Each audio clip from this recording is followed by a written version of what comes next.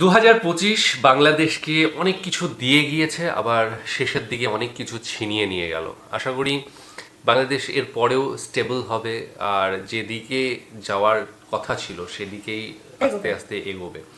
এবং যদি দেখি যে শুরুটা সত্যিই ভালো হয়েছিল, যে জেনজি নিজেদের মতো করে দেশটাকে গঠন করতে চাইছিল এবং সেই দিশায় কিন্তু বাড়িয়ে দিয়েছিল, কিন্তু শেষের দিকে এসে এই যে কিছু ঘটনা ঘটে গেল, বিশেষ করে মৃত্যু, দুটো মৃত্যু ঘটলো। দুটো কেন বলছি, অবশ্যই আজকেরটা স্পেশাল একজনের কথা বলবো আমরা।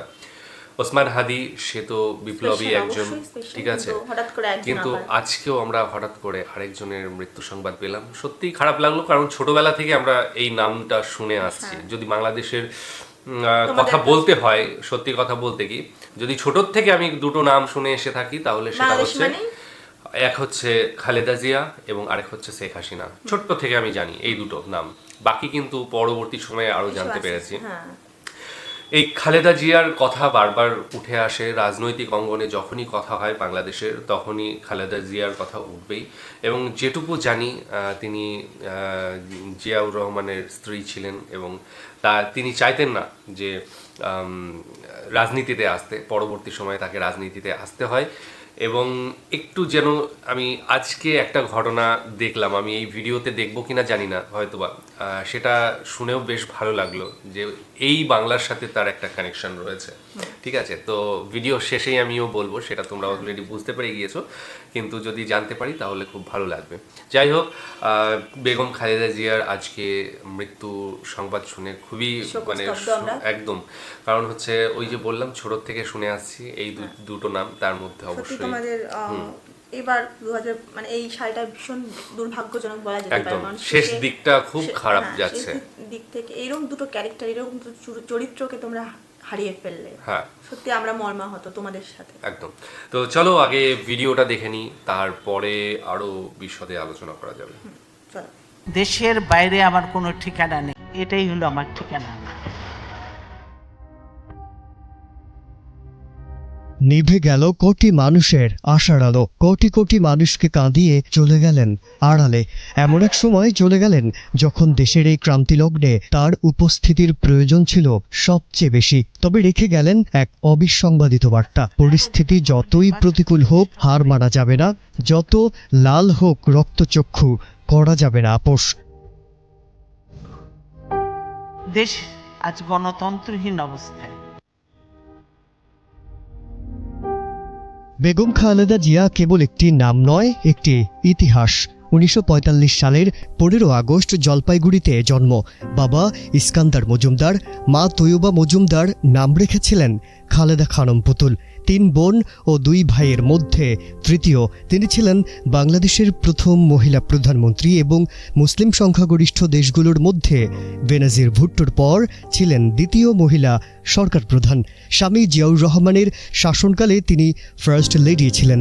এই দেশ, এই দেশের মাটি, মানুষই আমার সবকিছু, কাজে আমি দেশের বাইরে যাব না।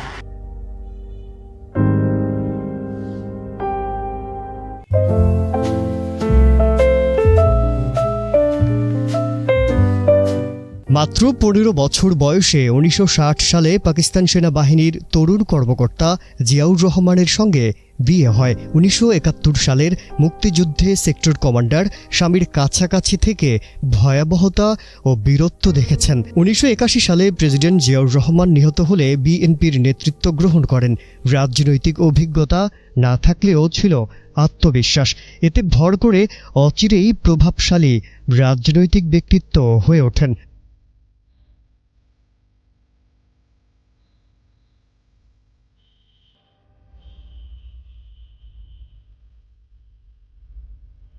ছিলেন 3 বারের প্রধানমন্ত্রী, কিন্তু জীবনের শেষ 2 দশক তার রাজনীতির পথ করা হয় কণ্টকাকীর্ণ।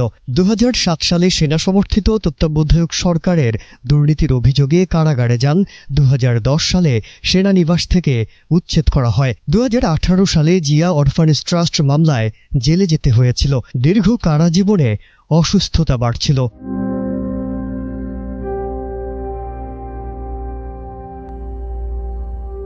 2020 সালে করোনার সময় সাময়িক মুক্তি পান। সুযোগ ছিল চিকিৎসা স্বার্থে বাইরে যাওয়ার, কিন্তু সরকার কিছু শর্তের মধ্যে থেকে দেশ ছাড়তে অস্বীকৃতি জানান। 2024 সালের 5 আগস্টের পর পরিবর্তিত বাংলাদেশে শান্তির আহ্বান জানান খালেদা জিয়া। ঘরবন্দি থেকে মুক্তি পেয়ে চিকিৎসার জন্য বিদেশে যান এবং ফিরেও আসেন। নির্বাচনে 18টি আসনে 18 বার জয়ী হয়েছেন। সত্যিকারের নিয়মতান্ত্রিক নির্বাচন হয়ে জনগণের সরকার আসলে কখনোই এই আইনগুলি কার্যকর হবে না।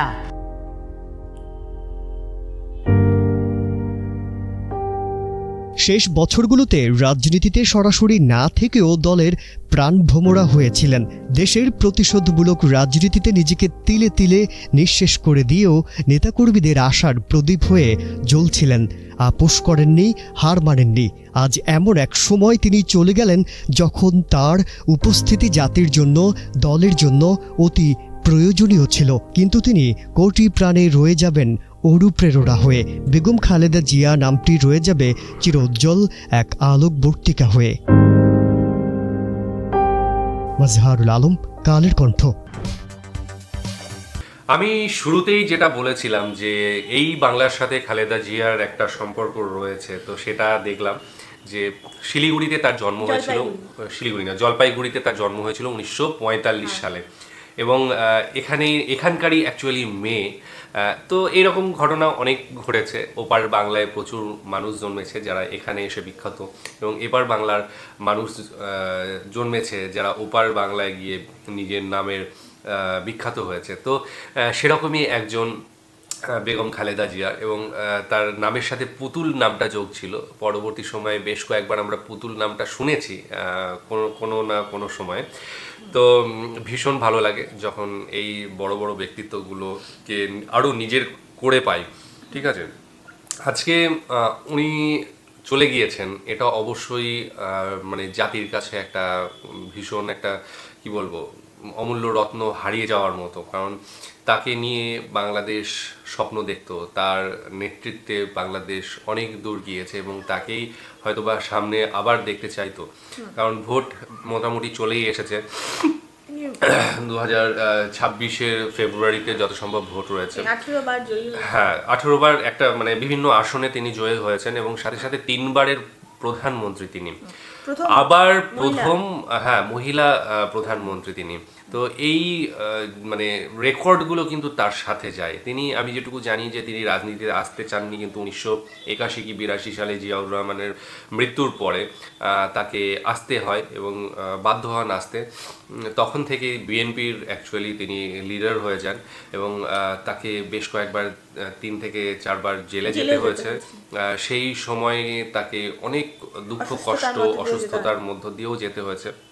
এগুলো আমরা খবর পেয়েছি, মাঝে মধ্যেই খবর পেয়েছি যে তাকে চিকিৎসার জন্য বাইরে আনা যাচ্ছে না, তাকে হয়তো বিদেশে যেতে দেওয়া হচ্ছে না বিভিন্ন কারণে। আমরা তার জেলে থাকার খবরই পেয়েছি, অসুস্থ হয়ে পড়েছেন এরকম খবরই বেশি পেতাম এরকমই। এবং বাইরের মানুষকে হয়তো তার সাথে দেখা করতে দেওয়া হতো না, এই সমস্ত যেটা ছিল। উনি বলেছিলেন কিন্তু একদম আমিও ভাবছিলাম, হ্যাঁ বল। হ্যাঁ, যে কোনো মূল্যেই তিনি এই দেশ ছেড়ে যাবেন না।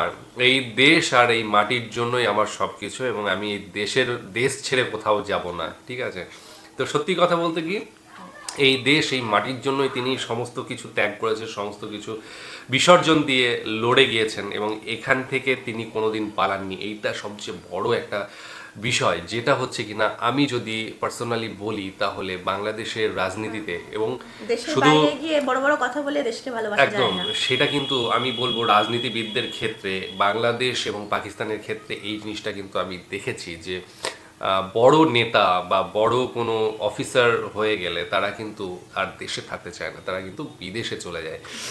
বিদেশে গিয়ে হয়তো রিটায়ারমেন্টের পরে বিদেশে গেল, বা প্রথম থেকেই বিদেশে তাদের অর্থকড়ি সম্পদ নিয়ে যাওয়ার ব্যাপারটা, এই জিনিসটা কিন্তু বাংলাদেশের রাজনীতিবিদ বা অন্যান্য গভর্নমেন্ট সেক্টরে যারা উচ্চ পদে রয়েছে, অথবা পাকিস্তানে আমরা যদি দেখি রাজনীতিবিদ বা উচ্চ পর্যায়ে যে সমস্ত জেনারেল রয়েছে, আর্মি স্টাফরা রয়েছে, তারা কিন্তু এই জিনিসটা করে দেশে বসে এই থাকতে চায় না।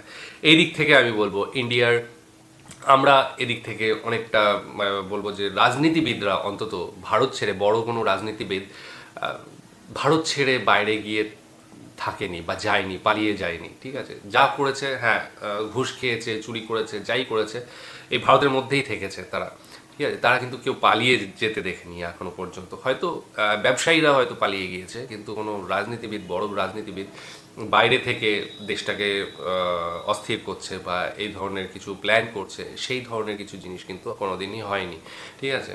বা চুরিচামারি করে চলে গিয়েছে, এটা কিন্তু হয়নি। বাংলাদেশে এই একমাত্র আমি মহিলা প্রধানমন্ত্রীকে দেখলাম যে যিনি কিন্তু দেশের মধ্যে থেকেছেন এবং বিরোধী দলের সাথে ফাইট করে গিয়েছেন। তাকে হয়তো দোষারোপ করা হয়েছে বিভিন্নভাবে, বিভিন্ন রকমভাবে হয়রান করা হয়েছে, একদম তিনি জেলে গিয়েছেন, কিন্তু সেই মাটিটাতেই আঁকড়ে ধরে রেখেছেন। তিনি কখনো হার মেনে নেন। সত্যি তিনি তার কথা রেখেছেন। একদম স্যালিউট এই সমস্ত মানুষকে যারা দেশের জন্য ভাবে, দেশের জন্য মৃত্যুবরণ করতে এবং দেশের জন্য কারাগার বরণ করতে রাজি হয়ে যায়। আজকে আমরা সেটাই দেখলাম, হারিয়েছি একদম। হ্যাঁ, তোমাদের মতোই একদম তোমাদেরও সেই বড় জায়গাটা ফাঁকা হয়ে গেছে, যেটা তোমরা এতদিন মানে যে জায়গায় উনি ছিলেন, ঠিক যতটা এখন তোমরা কষ্ট পেয়ে রয়েছে বা দুঃখ পেয়েছো, ঠিক আমরাও তোমাদের সাথে একই রকম ভাবে মর্মাহত। তো যাই হোক, ভীষণ মানে খারাপ একটা খবর। এর আগেও আমরা একটা খারাপ খবর শুনলাম। 2025-এর শেষটা কিন্তু খুব একটা ভালো হলো না। আশা করছি 26 শুরু হবে, ভালো কিছু দিয়ে শুরু হবে, নতুন সূর্য উঠবে, নতুন অনেক যে আশা নিয়ে বাংলাদেশ এগিয়ে যাবে, সেটাও আমরা আশা রাখি। আর আগামী দিনে আরও ভালো পথ চলবে। তোমাদের পছন্দের আরও যদি কোনো ভিডিও এই ধরনের থেকে থাকে বা জানাতে চাও, তাহলে অবশ্যই লিঙ্কটা শেয়ার করো। আর আজকের মতো এখানে শেষ করছি, আগামী দিন আবার আসছি অন্য কিছু নিয়ে। ততক্ষণের জন্য স্টে টিউনড।